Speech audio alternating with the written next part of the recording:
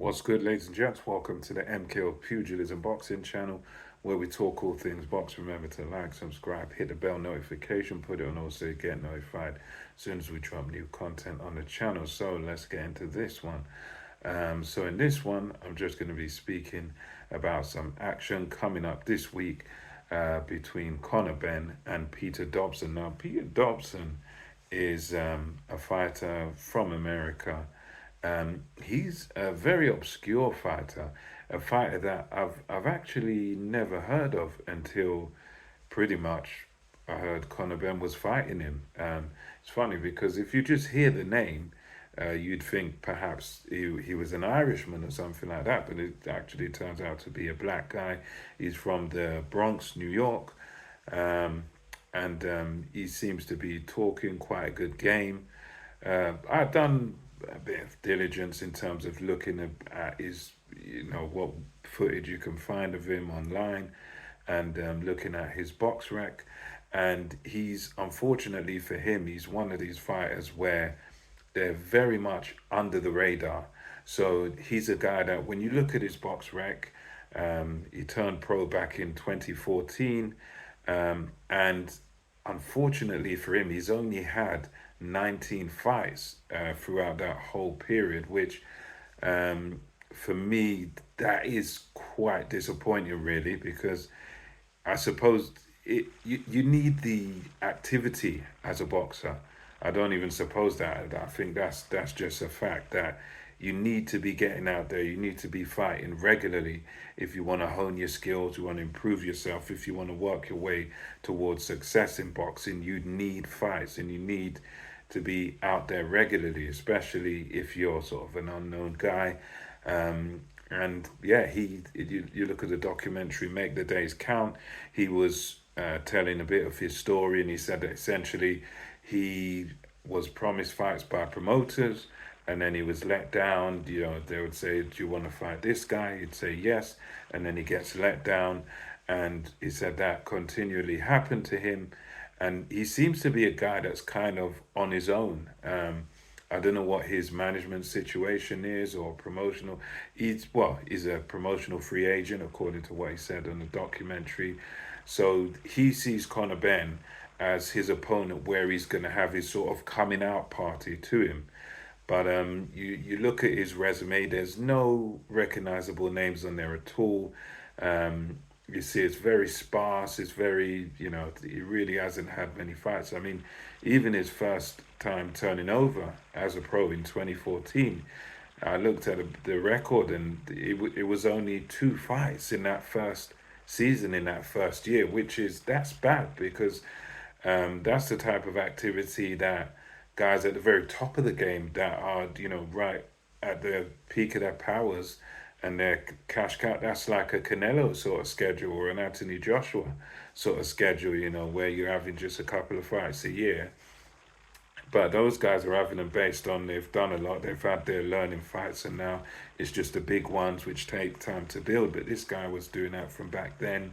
He had a bit more activity the next year, 2015, 2016, about six fights in there.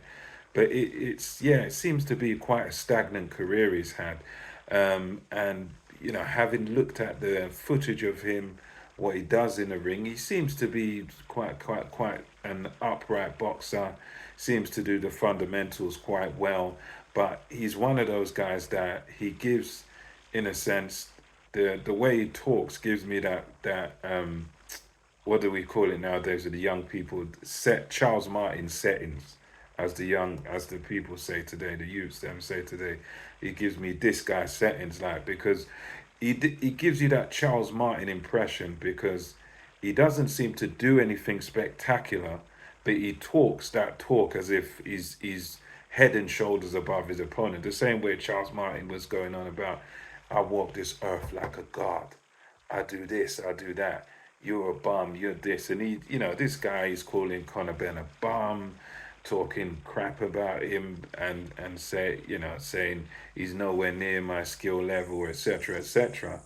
And it's all good and well saying that, if hype the fight all you want, but when you look at his footage, you look at what he's actually done in the ring, he's not fought anybody of note, and I suppose that might be down to him being quite obscure, no real promotional ties, no managerial ties. So he's in a bit of a place where he just struggles to get people to fight him. Maybe that's, given the benefit of the doubt there, but he's not really fought anyone of note or tested himself against anyone of note.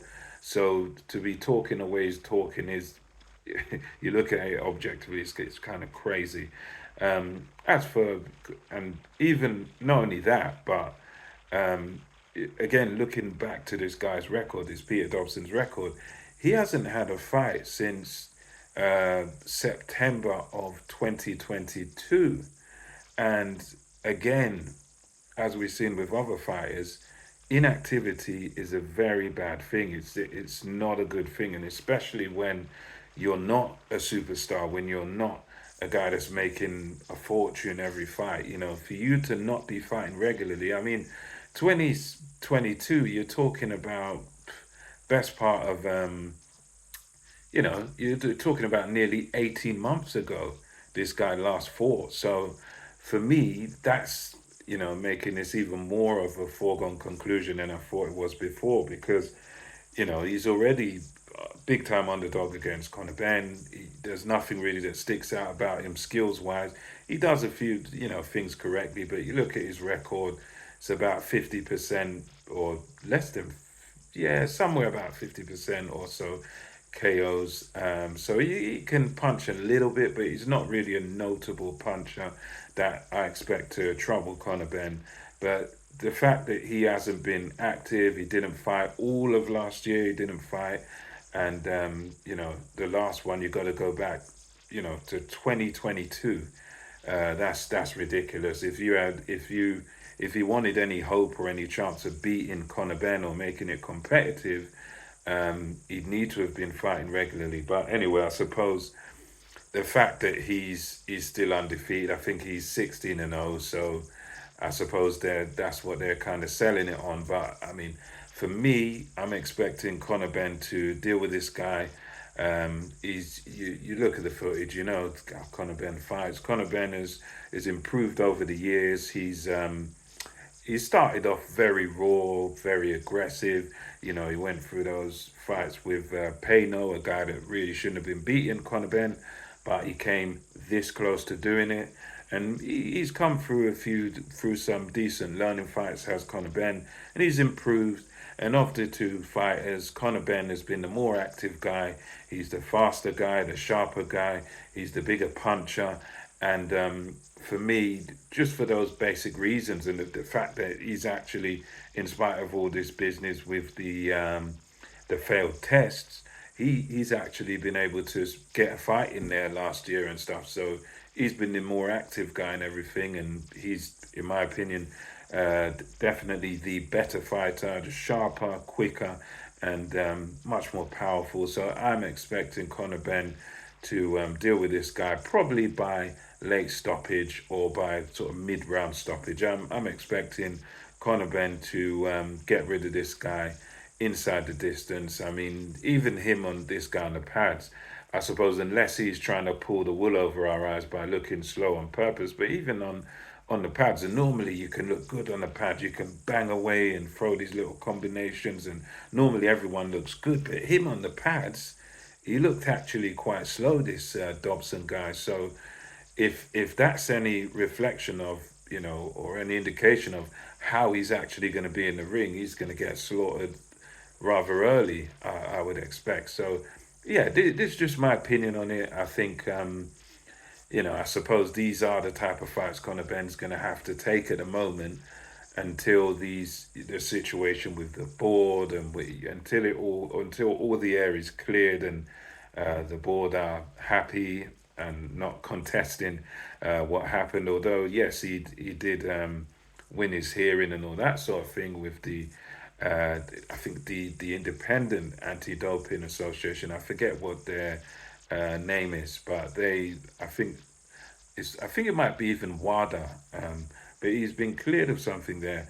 But there's still a few more bits and bobs that he needs to deal with the British Boxing Board of Control.